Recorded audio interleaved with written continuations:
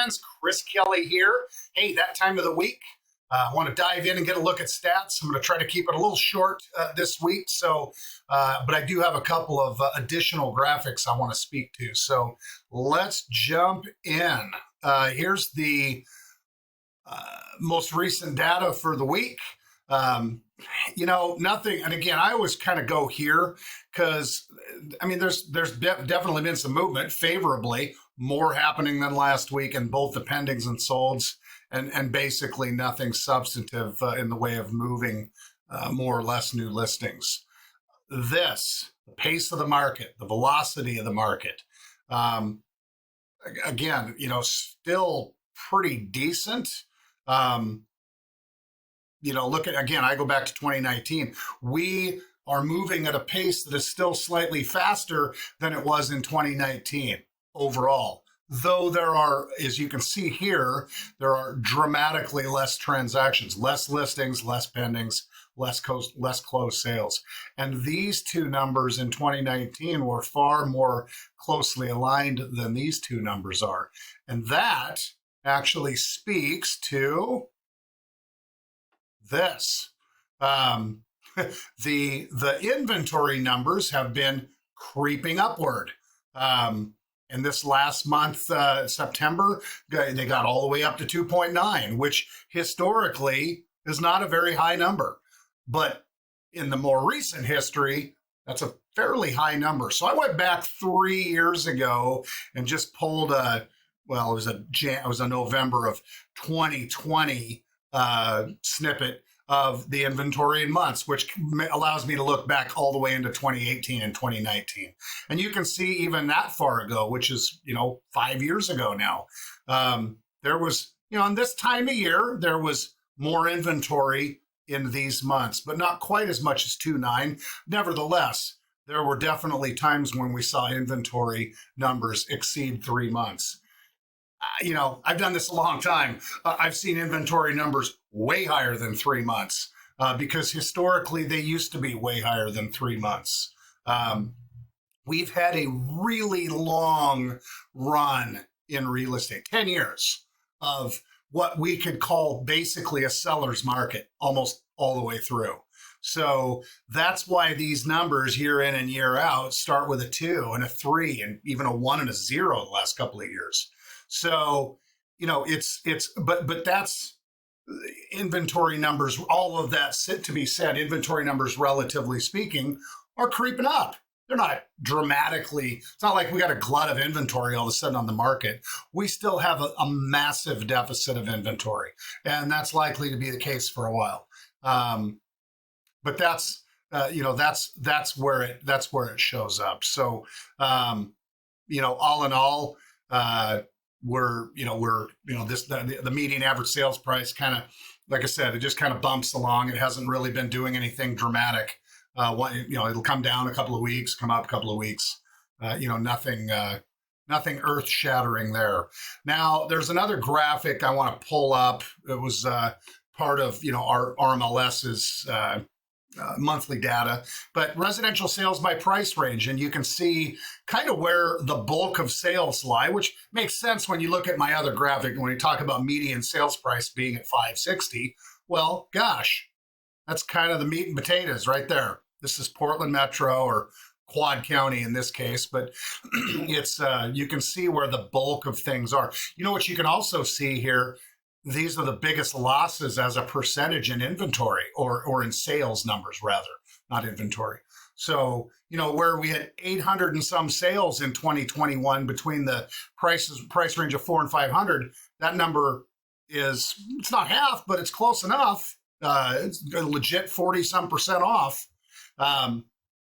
Same thing here and same thing here. These numbers are, when you get up into the big sales, these numbers didn't hardly change at all. 1.3 to 1.4 million, 15 versus 16, that's basically no change. 7 versus 9, that's basically no change.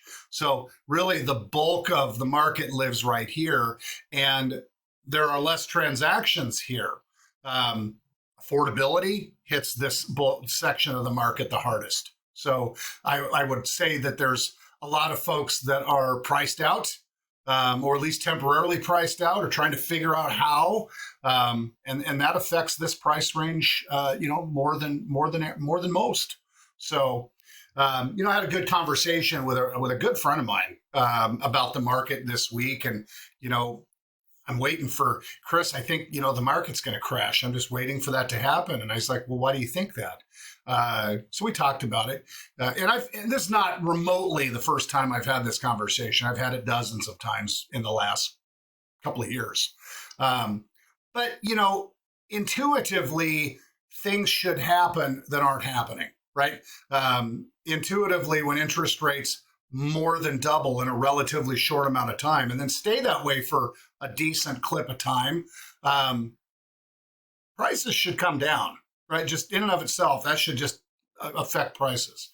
But the stubbornness that is low inventory, coupled with a high enough level of demand. So that's the other thing, right? What would cause demand to change? Housing is a staple. So, what causes a staple like housing to lose demand? A total economic crash, a total recession. We saw one of those in the not so distant past, and again, many, many decades prior. So those things, so really employment affects demand. If unemployment was at 20% or some ungodly number, we would have no demand. And housing would be in a whole different place. But the fact of the matter is, demand remains reasonably intact. Like I've said before, there's a segment of the market that is electing to not participate. They're sitting on the sidelines. That's the very essence of pent-up demand. It's what it is. People that are like, I'm not getting rid of my 3% interest rate for a 7% interest rate or whatever. And they might get rid of it for a 5% interest rate, but not for 7, not for 8, not for some way higher number. When rates get to where they're going to get to, again, nobody knows with high accuracy, this is when that's going to happen, but it's going to happen. When rates get to a place where that segment of the market decides to participate in the market, demand will go up. Inventory would come up too, you would think, because most of those people probably have homes to sell, the ones hanging on to that rate. But they have a house to sell. They also have a house to buy. So they're adding inventory and taking inventory all at the same time. So those people, I would suggest, are a kind of a net neutral to the market. There might be more transactions, but kind of a net neutral in the inventory. It's not like a bunch of people are bringing houses to market and leaving the area or not buying something. So it's likely that we will have an increase in demand, and like I keep saying, what'll follow? An increase in price. It all comes back to simply this. Hey, what is your circumstances? Should you be buying something right now? Can you afford to? One of my very, very good lender friends and I had this conversation today. I can sit here and talk all day long about what rates are going to do, and it's going to get better later and all of those things. If you're buying today, you still got to be able to stomach the payment today if you're borrowing money. Just the way it is. It's true. There are certainly arguments as to why it could end up being better buying today versus buying tomorrow. I've made every one of those in the past weeks. So I'm not going to beat the proverbial dead horse. But the long and short of it, though, amongst all of the other things, is what's going on in your life.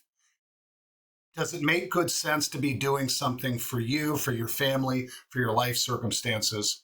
If it does, and you can make it work economically enough, go do it. If it doesn't, let's figure out what needs to happen in order for that to happen. And I say, let's figure that out. Be it me or whoever your real estate professional is that's helping you.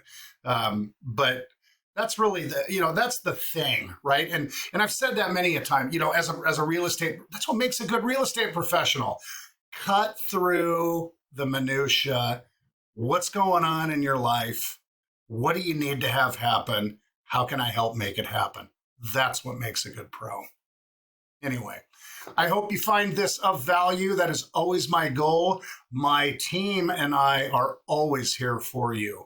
If you just have questions that need answered, no problem. If you need to run a scenario and figure out how and if and when, all of those things, no problem. We're here for you and yours. So don't hesitate to reach out. And as I always say, till the next time.